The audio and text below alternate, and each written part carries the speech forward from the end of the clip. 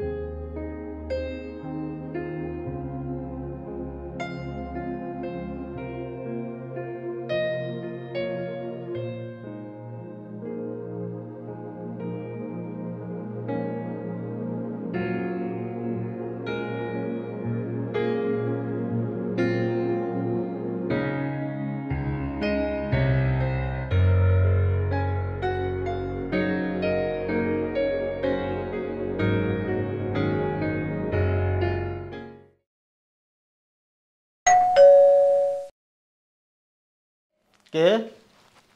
ভাইয়া, আমি, দরজা খুলো।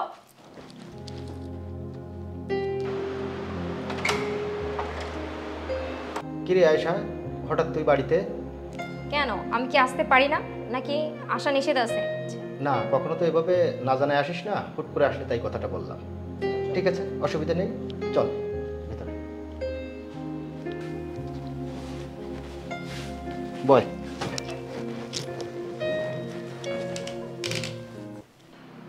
আচ্ছা, আমি একটু বিশ্রাম নিয়ে পরে কথা বলি ভাইয়া।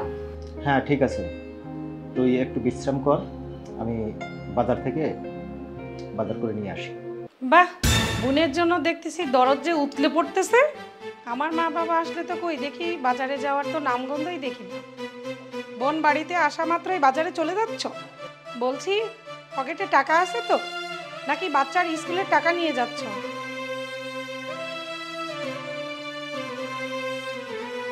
আরে বুঝলাম না তো, তুমি এমন করে বলছো কেন?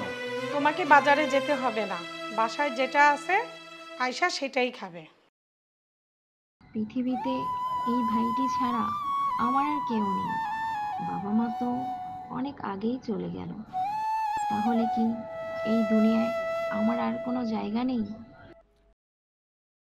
ভাইয়া থাক, বাজারে যেও না, আমি থাকার জন্য আসিনি। এই দিক দিয়ে যাচ্ছিলাম, তাই ভাবলাম তোমার সাথে দেখা করে যাই।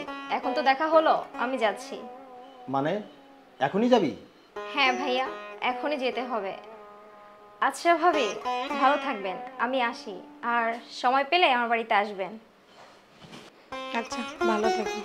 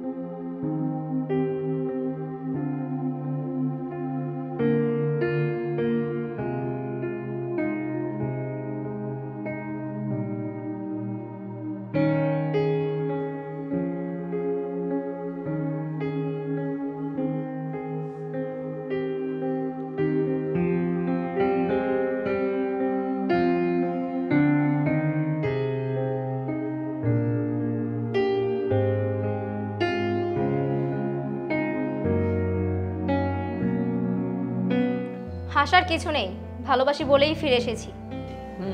জানি। একটা কাজ করো, তুমি ফ্রেশ ট্রেশ হয়ে রান্না বসাও, আমি বাজার থেকে আসছি। হ্যাঁ,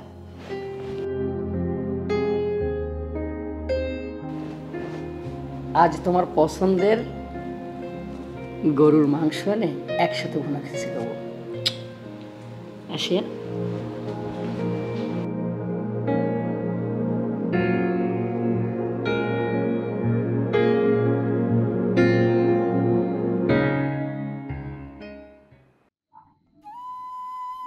আসলেই বিয়ের পর মেয়েদের যদি সুখের কোনো স্থান থাকে, সেটা একমাত্র স্বামীর ঘর।